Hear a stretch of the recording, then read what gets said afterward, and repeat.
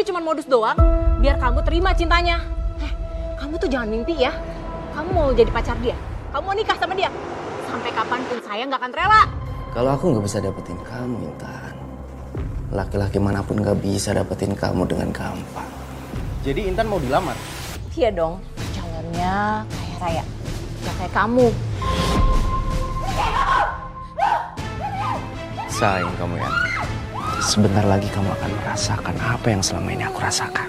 Hati kamu adik. Tidak semua cinta itu suci. Ada cinta yang gelap yang membutakan hati.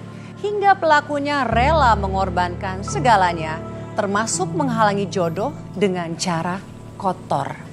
Bayangkan, ada seorang perempuan yang jodohnya selalu kandas. Ia seperti diselimuti oleh kesialan demi kesialan. Cinta yang seharusnya suci berubah menjadi obsesi. Dan obsesi itu menjelma menjadi kutukan. Guna-guna gantung jodoh. Akankah perempuan ini terperangkap dalam cinta gelap? Ataukah justru doa dan kekuatan cinta sejati mampu untuk mematahkan segala penghalang yang tak kasat mata? Apa kabar pemirsa? Senang sekali bisa kembali menjumpai Anda dalam Catatan Hati Perempuan. Ruang berbagi kisah dan tempat menemukan kekuatan di balik setiap luka yang terpendam. Kali ini kita akan mendengarkan kisah cinta yang berujung petaka. Namun bukanlah takdir yang memisahkannya. Namun seseorang yang tak rela melihat perempuan itu bahagia. Mari kita langsung sambut Intan. Halo Mbak Intan, apa kabar? Hai. Silakan duduk Mbak. Mbak Intan, terima kasih sudah hadir di sini. Namun sebelum kita mulai, mungkin saya mau tahu apa alasan Mbak Intan mau berbagi kisahnya kepada para pemirsa Catatan Hati Perempuan? Karena saya nggak ingin ada perempuan lain yang mengalami nasib seperti saya, Mbak. Terima kasih loh Mbak. Nah, mungkin Mbak bisa menceritakan bagaimana awal mulanya Mbak Intan bisa terlibat dalam kisah ini? Bermula dari rasa sakit hati teman saya. Dia melamar saya, tapi saya menolaknya. Kenapa ditolak Mbak Intan? Karena kelakuan dia yang sangat buruk. Dia bukan cuma pengangguran, dia juga suka mabuk-mabukan dan suka bikin onar. Ibu tiri saya sampai marah, bahkan dia sampai menghina cowok itu. Tapi sejak saat itu hidup saya jadi penuh teror.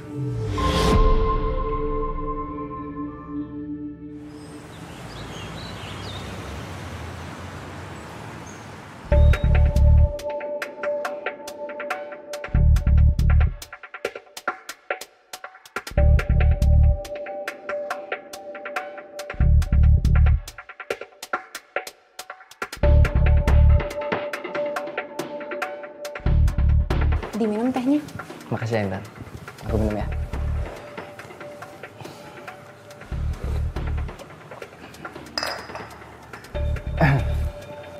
Jadi Bu, saya kesini, saya mau melamar Intan. Melamar? Ngaca Junet. Mau kamu kasih makan apa? Omongan doang. Kamu tuh pengangguran, berandalan. Masa depan kamu tuh nol besar. Jangankan jadi suami, buat diri kamu sendiri aja kamu gak becus. Ibu, jangan kasar-kasar gitu. Junit kan datang ke sini baik-baik. Harusnya dia tuh tahu diri ya. Datang ke sini bawa muka dia yang gak tahu malu.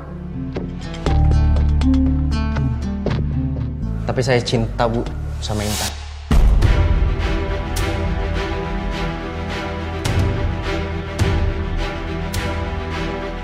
Tapi Intan gak cinta sama kamu. Iya kan Intan? Mending kamu pergi deh. Pergi. Dan jangan pernah kamu datang ke rumah ini lagi. Kalau gitu saya pamit. Aku antar dia, Bu. Gak usah, jangan sampai luar.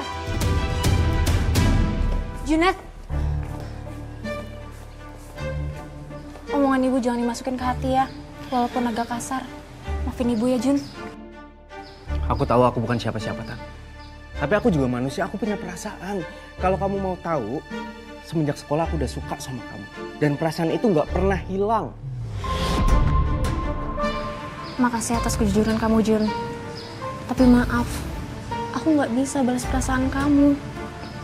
Kita jadi temen aja ya? Tak, aku mohon sama kamu terima cinta aku ya. Aku cinta mati sama kamu. Nggak ada perempuan satupun yang bisa gantiin kamu. Jun, udah Jun, tolong berdiri Jun. Aku nggak mau kamu ngerendahin diri kamu. Kenapa? Apa gara-gara aku pengangguran? Aku miskin, nggak punya mobil. Bukan itu Jun, bukan itu. Masalahnya bukan tentang uang, status. Aku nggak bisa balas perasaan kamu karena aku punya pacar. Dan kita sebentar lagi juga akan menikah. Maaf ya Jun, bukan maksud aku buat nyakitin kamu.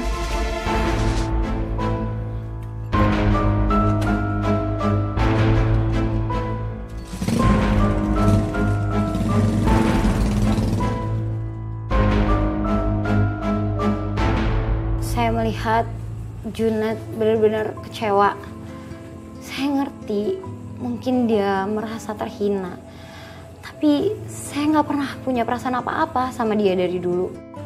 Oke Mbak, jadi ini bukan cuma masalah ekonomi ya Mbak ya, tapi lebih ke karakter, lebih ke kebiasaannya si Junet ini.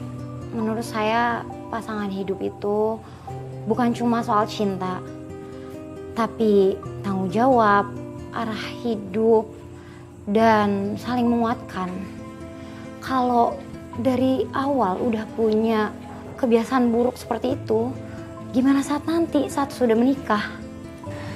Tapi kan pada saat itu kan dia sampai bersimpuh di hadapan Mbak. Apa gak ada rasa kasihan sedikit pun? Atau mungkin ingin memberikan harapan? Tapi saya gak mau memberikan harapan palsu. Lagi pula saat itu saya sudah punya pasangan dan ingin menikah. Jadi saya lebih memilih jujur walaupun menyakitkan. Tapi ternyata Ternyata apa Mbak? Apa yang terjadi selanjutnya? Ternyata penolakan saya, makian dan hinaan dari ibu tiri saya, semuanya berakibat fatal, Mbak.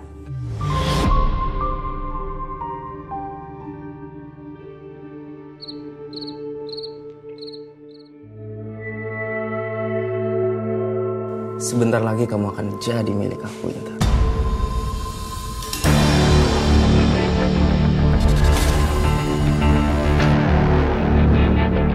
Dengan guna-guna gantung jodoh dari Mbak Dukun, kamu gak bakalan dapet jodoh. Kalau aku gak bisa dapetin kamu, Intan, laki-laki manapun gak bisa dapetin kamu dengan gampang. Dan mulai malam ini, siapapun yang datang buat deketin kamu akan hancur satu persatu. Sampai kamu datang sendiri ke pelukanku.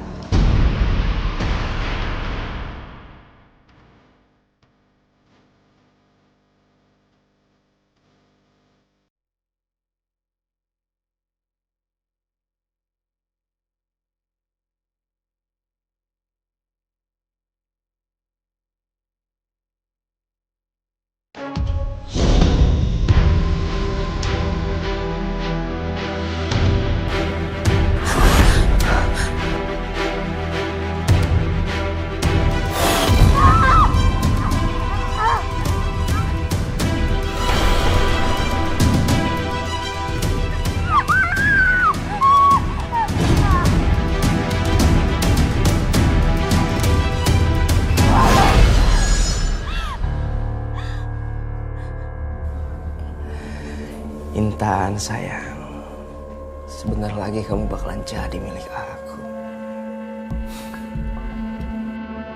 Kenapa ya dada aku tiba-tiba sakit?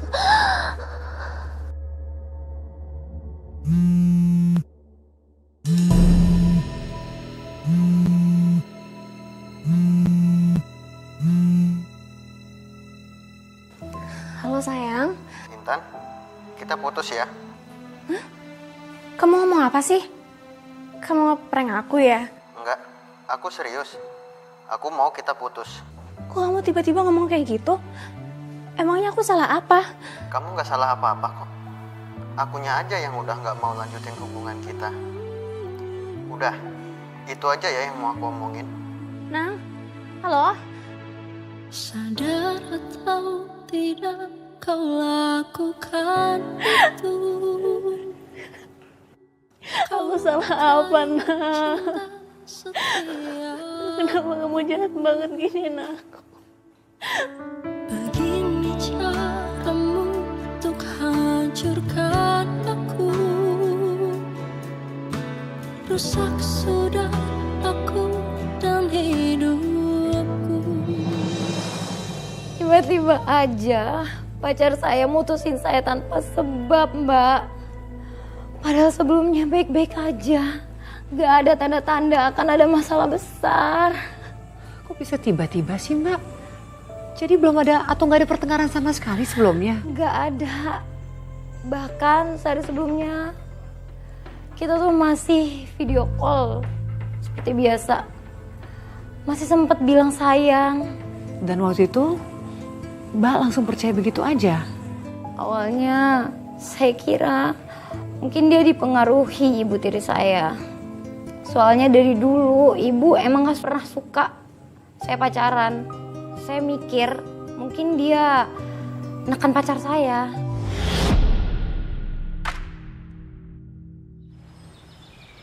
Intan, kita putus ya. Kamu ngomong apa sih? Kamu ngeprank aku ya? Gak kena. Enggak, aku serius. Aku mau kita putus.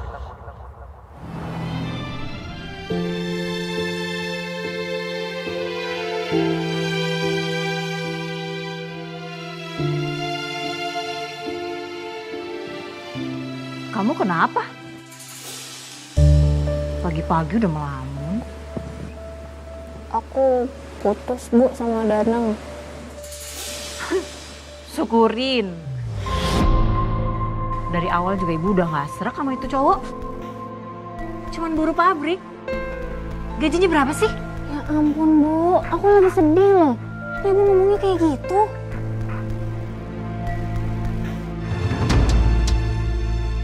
Danang juga ninggalin aku gak jelas alasannya. Nah kan, kamu diputusin gak jelas. Udah kelihatan kan cowok kayak gitu gimana? Padahal kamu selalu belain dia loh. Masih pacaran aja udah diputusin sembarangan. Gimana nanti kalau udah nikah? Bisa-bisa kamu dicerain sembarangan juga loh. Jangan sembarangan ya, Bu, kalau ngomong. Udah, gak usah baper. Bagus deh kalau udah putus. Nanti ibu cariin kamu cowok yang benar, ya, yang mapan, yang kaya, yang kerjanya jelas, ya, yang kehidupannya enak, duitnya banyak. Bu, aku bukan tipe cewek yang mandang cowok dari harta ya. Halah, anak zaman sekarang nggak menilai dari harta. Terus nanti kalau hidupnya sengsara, kesel.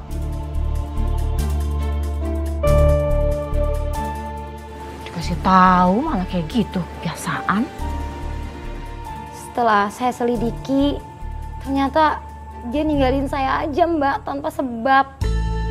Dan Mbak ngerasa nggak ada sesuatu yang aneh di sini? Atau mungkin Mbak sempat berpikiran dia selingkuh? Sempat, saya mikirnya mungkin dia udah punya wanita lain. Tapi setelah saya selidikin sendiri, saya nggak nemu motif ada perselingkuhan. Dia ninggalin saya tanpa alasan yang jelas aja. Ini janggal banget sih, Mbak. Mbak pasti merasa ada yang aneh kan dengan hal ini? Iya, saya juga ngerasa ada yang aneh dari diri saya. Tapi saya nggak tahu entah itu apa. Gue gak jelas banget nih, Bon. Iya, Bon, mana? Bos, Intan, Bos. Dia dari gue nih. Hai Intan, mau ke kantor ya? Aku anterin pakai motor. Yuk. Gak usah, Jun. Aku biasa jalan kaki. Terima kasih. Bentar dong. Habis nangis ya? Siapa yang bikin kamu sedih? Bilang sama Bang Junet, biar Bang Junet yang ngadepin. Nggak apa-apa Jun, ini karena aku kurang tidur aja. Jadi kelihatan sedih. Serius Intan, aku tuh nggak suka lihat kamu murung. Kamu itu pantasnya bahagia sama aku. Aku jalan duluan ya. Bener-bener. Sekali lagi aku tawarin sama kamu, aku antar naik motor ya. Enggak Jun. Udah ya.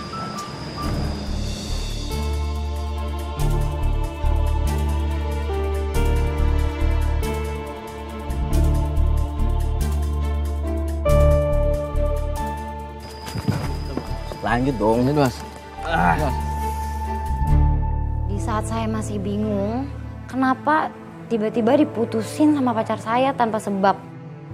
Ibu tiri saya selalu aja sibuk banget nyariin jodoh buat saya. Serius Mbak? Padahal kan hati Mbak tuh masih hancur. Apa ibu tiri Mbak tuh gak mau ngasih ruang dulu untuk Mbak memulihkan diri? Gak sama sekali Mbak. Saya udah bilang berkali-kali, saya belum siap. Saya gak mau dijodohin. Tapi kenapa ya Mbak ya? Ibu tiri Mbak tuh begitu kekeh, begitu maksa. Apa dia belum pernah dengar secara langsung dari Mbak bahwa Mbak belum siap? Saya udah sering bilang berkali-kali Mbak ke ibu tiri saya. Dan pernah Mbak, pas saya lagi capek banget pulang kerja, tiba-tiba di rumah, di ruang tamu udah ada cowok.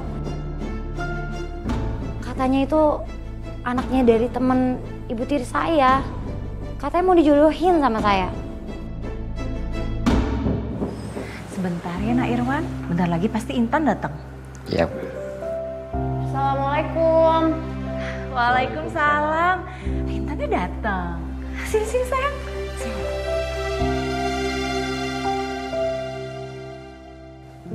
Intan, kenalin, ini Irwan, anak teman lama ibu waktu ibu kerja di koperasi.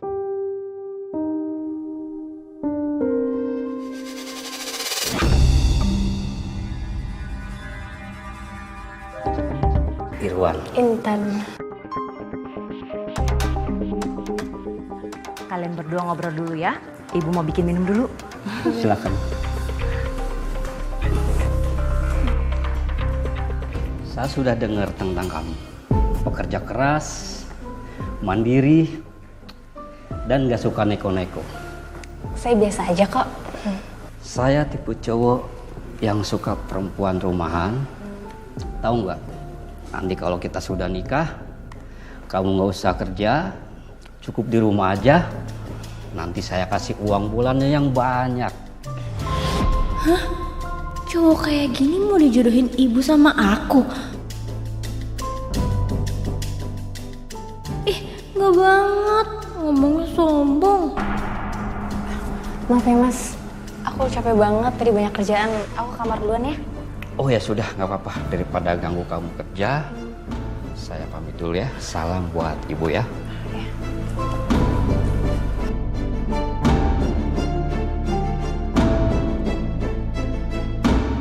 Loh, Irwannya kemana? Udah balik duluan, katanya ada urusan. Aku mau istirahat ya bu, capek banget tadi banyak kerjaan. Capek. Jodoh itu nggak datang 2 kali. Kamu ini perempuan bukan ratu. Nggak semua cowok ya mau nungguin kamu. Gimana kalau ibu jodohin kamu sama Irwan? Ibu tuh lagi ngapain sih jodoh-jodohin aku tanpa persetujuan aku lagi? Ibu kan tahu aku habis patah hati. Justru ibu jodohin kamu itu biar kamu nggak patah hati kelamaan. Irwan itu orangnya baik, nggak kayak mantan kamu. Gak usah jelek-jelekin Danang ya bu. Kamu tuh ya udah diputusin, masih aja belain dia. Aku bukannya belain bu. Aku nggak suka kalau ibu ngejelek-jelekin orang lain. Udah ya bu, tolong jangan ganggu aku. Aku mau istirahat. Capek. Tunggu, iya ya ibu nggak ganggu. Tapi kamu mau kan ya sama Irwan ya? Enggak, ih. Intan. Gak hanya sekali ibu tiri saya menjodohkan saya. Mungkin udah 5 kali. Ya, tapi entahlah. Saya sama semua cowok-cowok itu perasaan saya kurang srek. Mbak, 5 kali itu bukan angka yang sedikit loh Mbak. Dan dari semua calon-calon itu, Masa gak ada satupun yang cocok sih Mbak? Gak ada. Entah karena pembawaannya, caranya ngomong, atau perasaan saya aja kali yang gak klik gitu. Tapi yang paling berat itu cowok yang terakhir. Berat kenapa Mbak? Apa karena cowoknya atau karena situasinya? Situasinya, waktu itu ibu tiri saya tiba-tiba jatuh sakit. Katanya sih karena malu udah menjodoh-jodohin saya. Tapi saya nggak pernah nerima. Jadi Mbak akhirnya menerima dijodohin karena merasa kasihan? Iya, bukan karena saya suka sama cowok itu. Karena kalau misalkan saya nolak lagi, itu pasti menyakiti hati ibu tiri saya. Jadi Mbak ini bisa menjadi sebuah beban batin yang luar biasa ya Mbak ya? Antara mau menuruti perasaan hati dan juga nggak mau nyakitin perasaan orang lain. Ibu makan dulu ya, biar bisa minum obat. Ibu nggak mau, Tan. Ibu udah nggak selera apa-apa lagi. Jangan gitu, Bu. Ibu harus makan. Ibu emang cuma ibu tiri kamu. Ibu nggak punya hak buat maksa kamu terima jodoh dari ibu. Ibu malu, Tan. Belakangan ini orang-orang udah banyak bisik-bisik. Katanya anak ibu nggak laku-laku. Dijodohin pasti ditolak terus. Ibu, jangan ngomong kayak gitu ya. Aku sama sekali gak ada maksud buat bikin ibu malu. Jadi kamu terima kan, Tan? Sekali ini aja, ya, demi ibu dan demi anak temannya ibu. Ya, Tan? Iya, Bu. Aku terima. Kalau ini yang bisa buat ibu tenang. Makasih ya, Tan. Ibu tahu kamu anak yang baik. Jadi sekarang ibu makan dulu ya.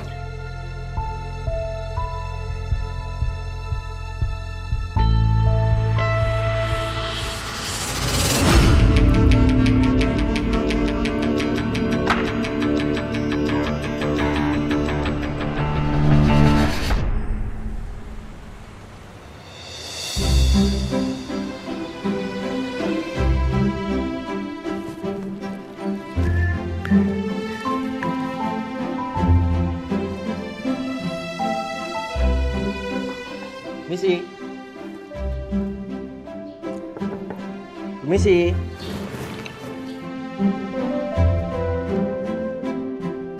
Loh, Jun? Ini aku bawain buah.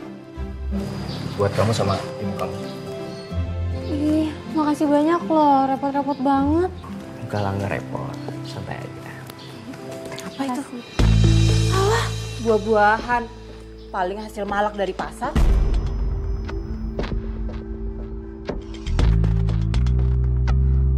Atau jangan-jangan hasilnya loh. Bu, kok ngomongnya gitu sih? Gak usah diterima. Yang ada nanti kita sekeluarga sakit perut. Karena makan buah haram, hasilnya nyolong. Nih, ambil. Jangan pernah bawa apapun ke rumah ini lagi, percuma. Kok ngomongnya gitu sih, Bu? Dia kan cuma niat baik. Kamu nih ya, masih aja belain berandalan kayak dia. Udah tahu masa depannya nggak jelas.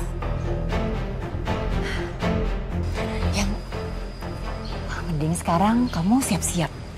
Kamu dandan dan cantik, biar calon mertua kamu sama calon suami kamu seneng lihat kamu sampai mereka terpersona, ya? Apa, Bu? Jadi Intan mau dilamar? Iya dong. Calonnya kaya raya, ganteng, punya masa depan. Gak kayak kamu.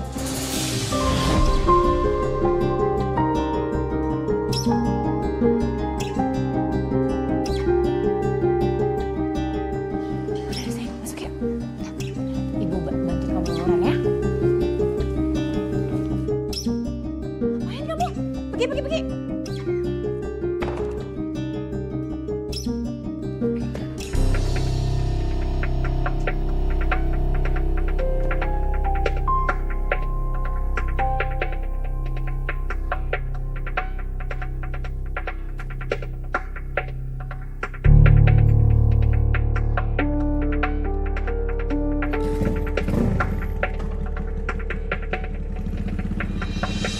tiri saya kembali menghina Junet, Mbak. Dan yang paling menyakitkan lagi, saat itu saya nggak bisa berbuat apa-apa. Saya cuma bisa diam. Padahal saya tahu Junet pasti ngerasa sangat tersinggung. Mbak cuma diam tuh karena takut, Mbak, atau ada takut menyakiti perasaan keluarga? Dua-duanya sih, Mbak. Di satu sisi kalau saya bela Junet, dia mungkin akan ngerasa dipermalukan. Tapi kalau saya nggak ngebela dia, mungkin dia akan ngerasa makin sakit hati. Dan setelah itu, Mbak, langsung acara lamaran kan ya? Iya, malam itu acara lamaran digelar. Semuanya terlihat sangat lancar. Tapi justru disitulah keanehan terjadi. Keanehan seperti apa, Mbak, maksud? Mari masuk, ayo. Silakan duduk, Mbak Narandi. Terima kasih. Terima kasih, Bu. Mohon maaf ya kalau rumah kami sederhana, tapi kami menerima kalian dengan tulus kok. Terima kasih Mbak Yati. Rumahnya nyaman kok, bagus. Alhamdulillah. Intan masih di kamar. Sebentar saya panggilkan dulu ya.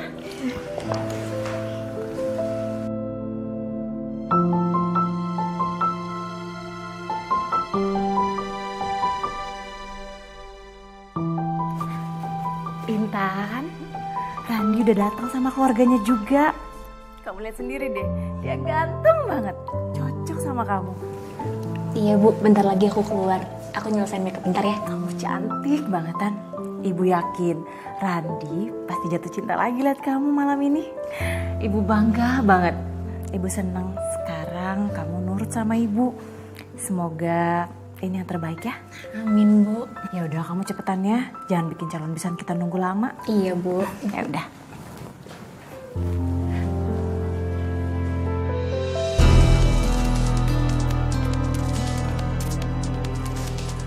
Intan, sayang kamu cantik banget. Tapi sayang kamu harus ngerasain malam ini. Laki-laki tadi nggak jadikan ngelamar kamu.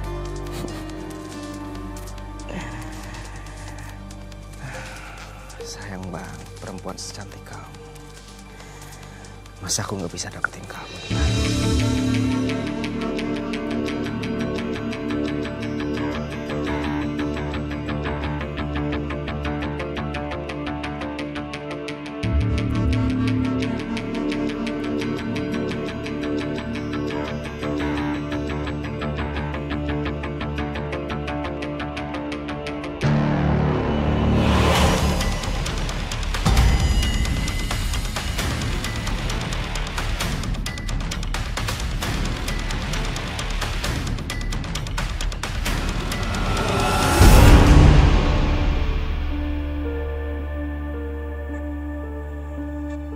Pokoknya Mbak sama Nak Randi pasti gak akan nyesel deh sama Intan.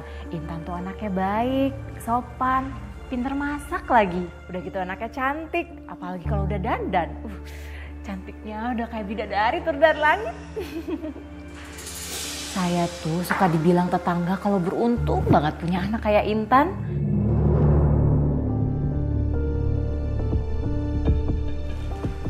Nah, itu Intan.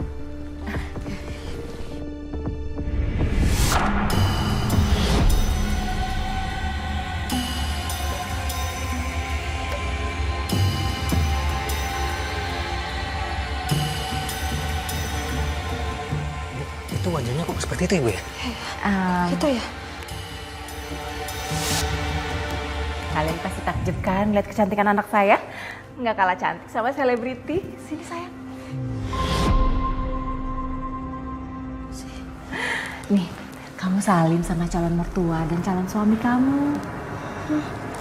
Astagfirullahaladzim. Kok baunya kayak bangke ya? Iya Bu, badannya bau.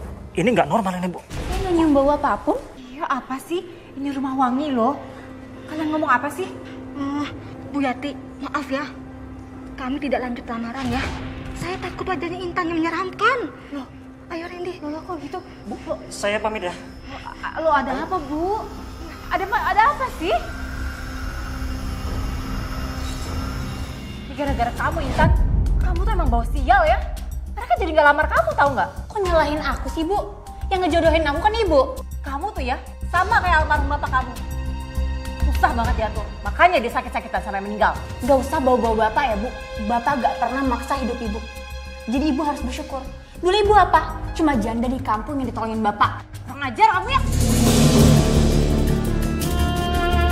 Gak usah coba-coba kasarin aku. Karena Bapak kandungku aja gak pernah ngelakuin itu. Dasar anak kurang ajar.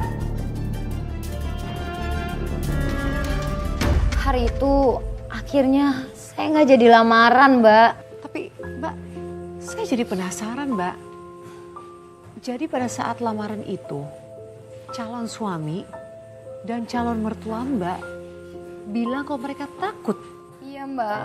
Mereka bilang kalau muka saya tuh jelek banget. Mereka juga bilang kalau badan saya tuh bau busuk, bau bangkai, sampai buat mereka mual. Kok bisa gitu sih Mbak? Saya juga nggak tahu, Mbak. Saya juga heran, Mbak. Terus gimana Mbak dengan Ibu Tiri Mbak? Dia pasti kecewa banget dong Mbak ketika tahu Mbak nggak jadi dilamar.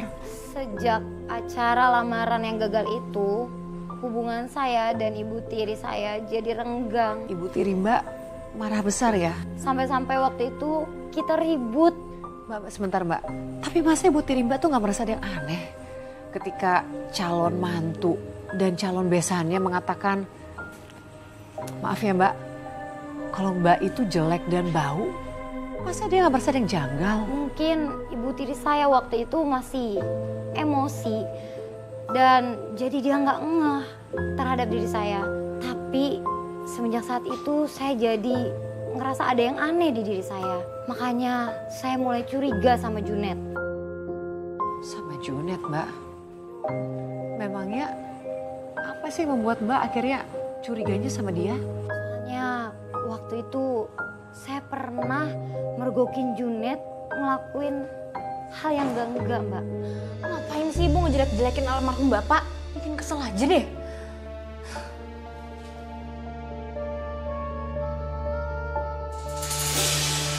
Astaga, sampai lupa tutup jendela.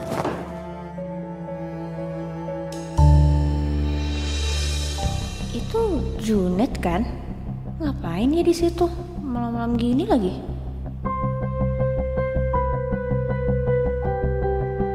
Sialan, Intan ngeliat kesini lagi.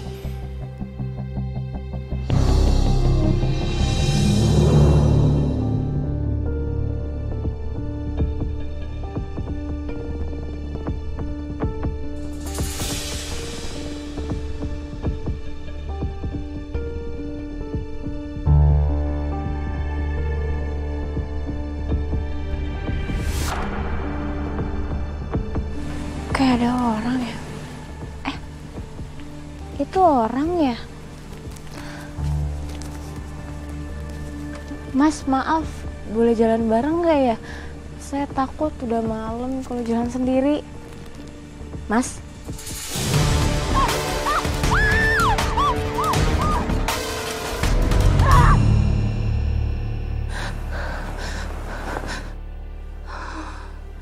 Syukur deh cuma mimpi buruk. Kalau gitu aku lanjut tidur lagi deh. Besok pagi harus jalan kerja.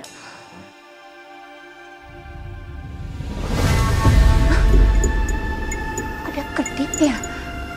Perasaan baru ganti lampu.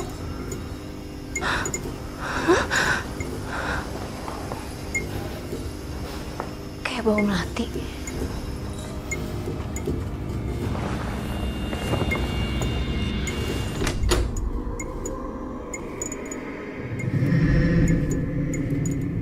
Loh, kok di situ aneh banget?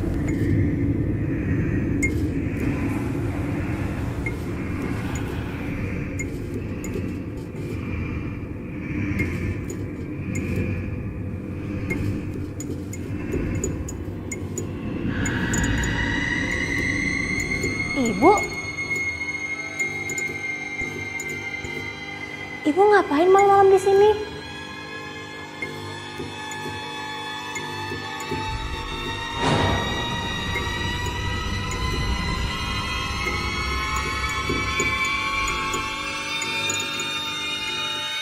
Intan, Ini ngapain malam-malam di dapur?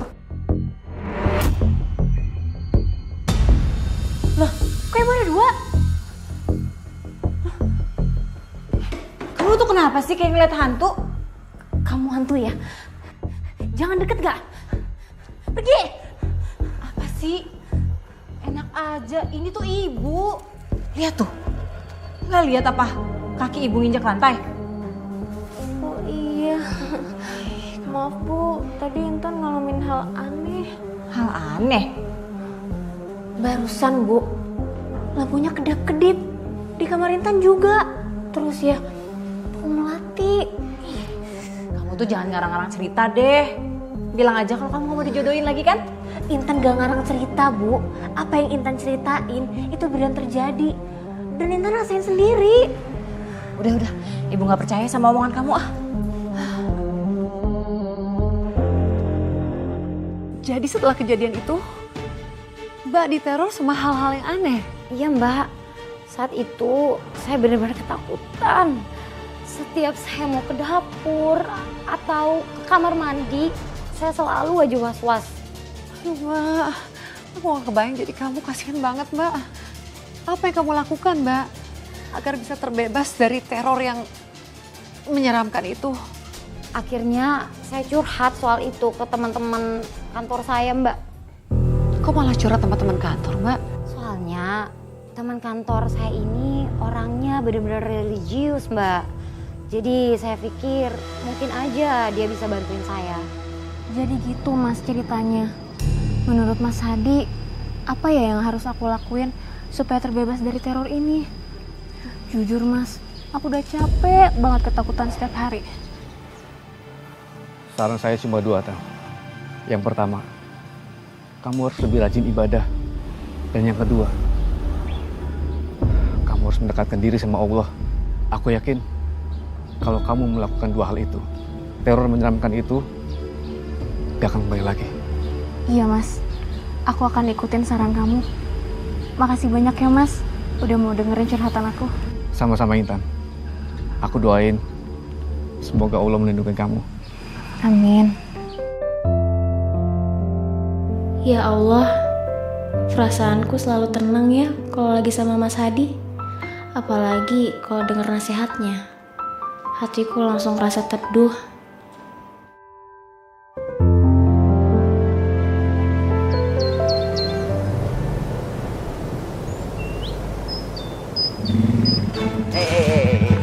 Neng Intan, baru balik ya? Abang Junet anterin. Sorry. Terima kasih, tapi aku jalan kaki aja. Intan. Aku nggak ada maksud apa-apa kok. Aku mau anterin kamu pulang karena aku pengen berbuat baik aja sama kamu. Kan kita teman. Emang ada yang salah ya? Ya udah, aku mau kok dianterin pulang sama kamu. Gitu loh. Yuk.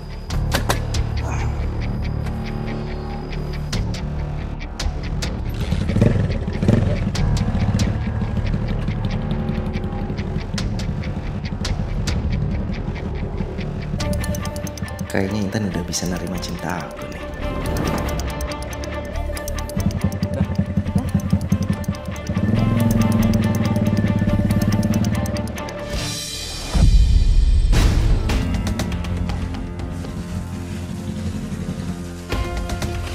Makasih ya Jun udah anterin aku pulang.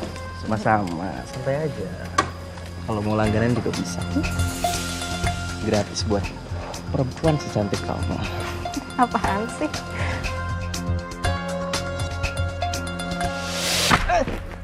Bu, apaan sih? Bukan saya, bukan tanaman, ngapain disiram, Bi? Bu, berhenti Bu, kasihin dia kesusahan. Iya siapa suruh kamu kesini? Udah tahu orang lagi nyiram. Cepet pergi. Ibu tuh udah kelewatan ya, dia tuh baik, mau nganterin aku pulang. Paling dia cuma modus doang, biar kamu terima cintanya. Kamu tuh jangan mimpi ya. Kamu mau jadi pacar dia, kamu mau nikah sama dia. Sampai kapanpun saya nggak akan rela. Cepat pergi, saya siram lagi nih. Jun, maafin ibu aku ya. Iya, aku juga nggak apa-apa kok. Santai aja. Cepat pergi. Iya, Bu. Bu, Pulang ya.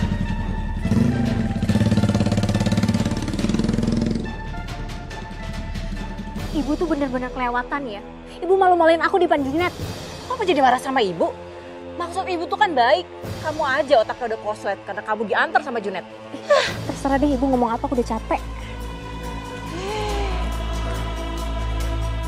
Sikap dan perkataan dari ibu tiri saya terhadap Junet bukan lagi perasaan kesal, Mbak, tapi sudah ke tahap yang sangat membenci.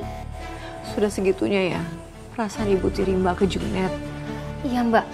Sampai-sampai ada di suatu malam ibu saya tiba-tiba mengalami kejadian yang aneh, Mbak.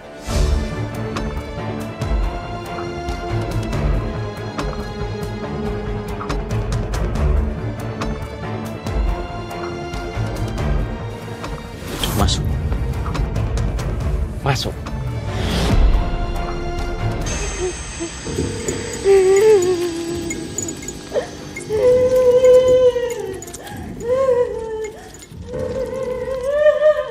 Bu kenapa Bu? Istighfar Bu.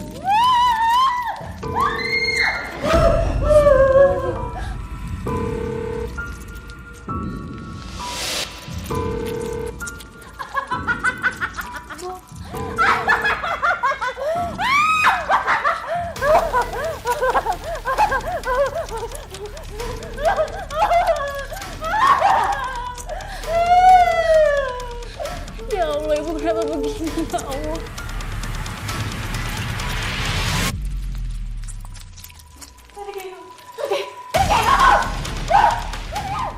Sayang kamu ya. Sebentar lagi kamu akan merasakan apa yang selama ini aku rasakan. Bu, istighfar Bu, istighfar.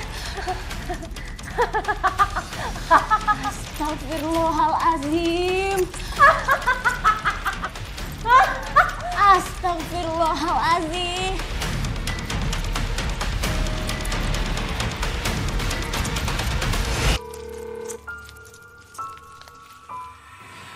Jadi Mbak benar-benar nggak tahu bagaimana ibu tiri Mbak kondisinya bisa seperti itu. Saya pikir ibu tiri saya hanya stres aja waktu itu. Tapi setelah saya pikir lagi, saya ulang-ulang, saya teringat, Mbak, dengan kejadian ibu tiri saya pernah menyiram Junet, Mbak. Saya pikir ini pasti ulahnya si Junet. Tapi Mbak konfirmasi nggak ke Junet soal ini?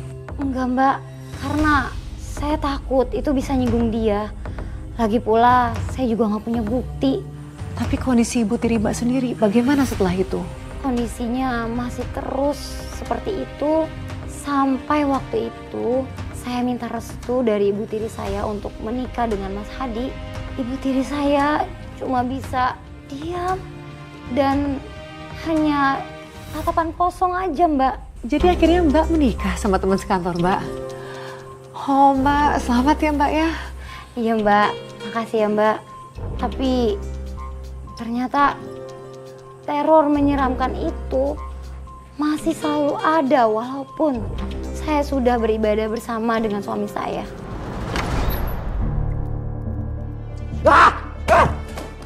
Sialan aku kecolong. Bisa-bisanya Intan nikah aku gak tahu.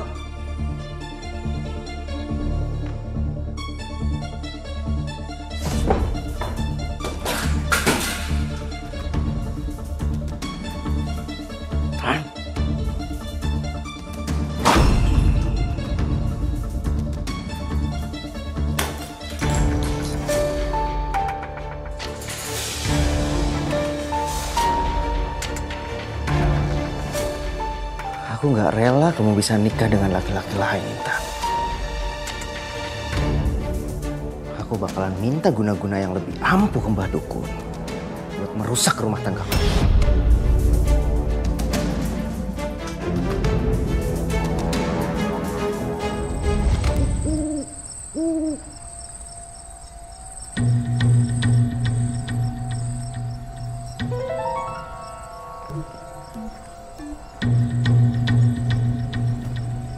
Sekarang kamu akan habis, Intan.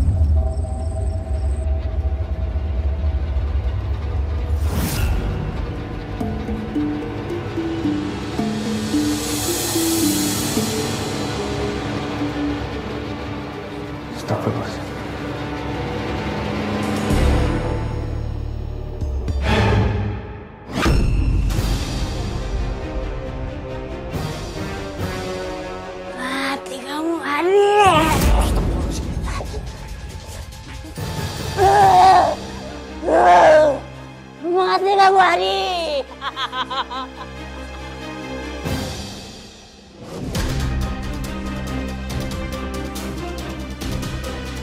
Bismillahirrahmanirrahim.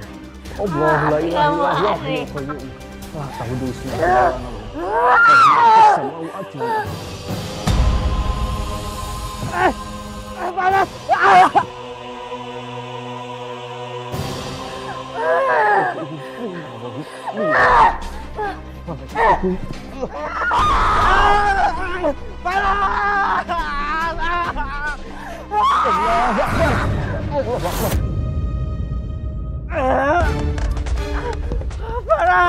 Tolong!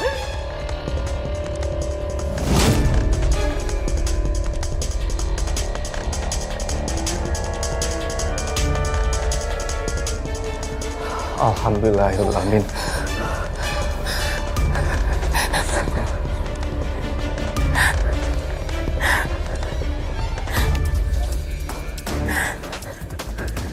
Intan, ayo kita sholat isya berjamaah. Mas.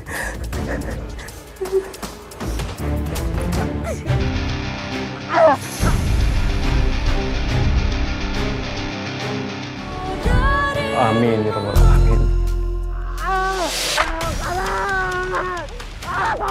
Intan, suara siapa itu? Kayak suara Junet. Kita lihat aja ya mas, takut dia kenapa-napa. Yaudah, ayo.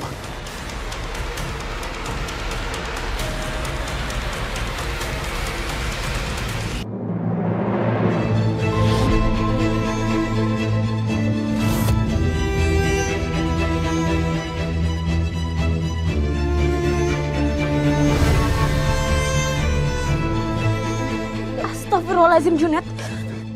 Ternyata bener ya dugaan aku selama ini. Kamu yang udah guna-guna aku. Bukan aku. Aku gak mungkin ngelakuin itu semua sama kamu, Intan. Aku gak mungkin, Intan. Udah gak usah bohong lagi.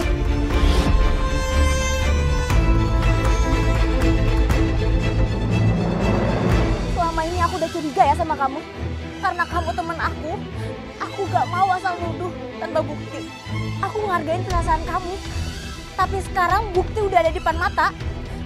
Kamu juga bahkan gak ngaku, Junet. Oke, aku gak. Aku yang ngelakuin ini semua sama kamu, Intan. Aku gak nyangka kamu bisa setega ini sama aku dan ibu. Aku pikir kita temen deket, Jun. Tapi karena cinta yang ditolak, kamu bahkan mempertaruhkan nyawa kamu. Intan, aku minta maaf, Intan. Aku menyesal ngelakuin ini semua, Intan. Tolong aku, Intan.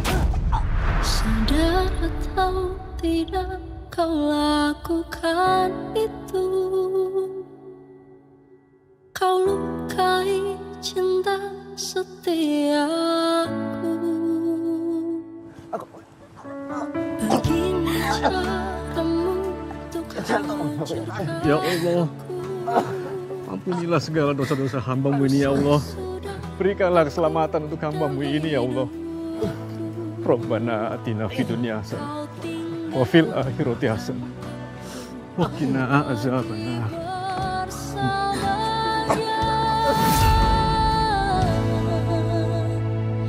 aku menangis sendiri di sini.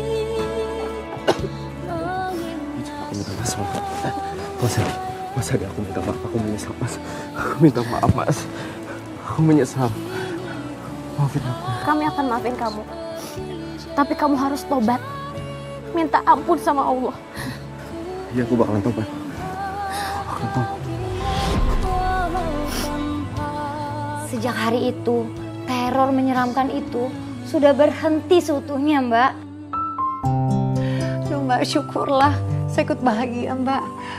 Jujur aja, saya takut banget Mbak ngikutin cerita Mbak yang menyeramkan. Tapi alhamdulillah, akhirnya semuanya berakhir dengan baik ya, Mbak. Iya, Mbak. Dan Ibu Tiri, Mbak, gimana kondisinya? Kondisinya sudah jauh lebih membaik. Dan ya walaupun tidak sesehat seperti dulu, tapi yang paling saya syukuri, Ibu Tiri saya sikapnya sudah jauh lebih baik. Dia sudah tidak silau lagi dengan harta dan ibadahnya juga jadi lebih rajin. Duh, alhamdulillah Mbak. Tapi Mbak, hubungan Mbak dengan Junet gimana dong Mbak? Alhamdulillah, Junet sudah tobat Mbak. Hubungan kita sudah membaik. Walaupun gak sedekat dulu, tapi kita masih berteman baik. Alhamdulillah Mbak, saya senang banget mendengarnya Mbak. Dan terima kasih Mbak Intan mau hadir di sini dan membagikan kisahnya. Sehat terus ya Mbak. Iya Mbak, sama-sama.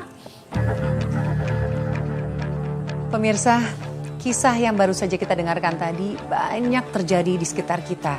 Makanya ada istilah, cinta ditolak, guna-guna bertindak. Semoga kisah ini bisa menjadi pelajaran bagi kita semua, utamanya kaum perempuan, bahwa cinta yang dipaksakan akan berakhir dengan kehancuran.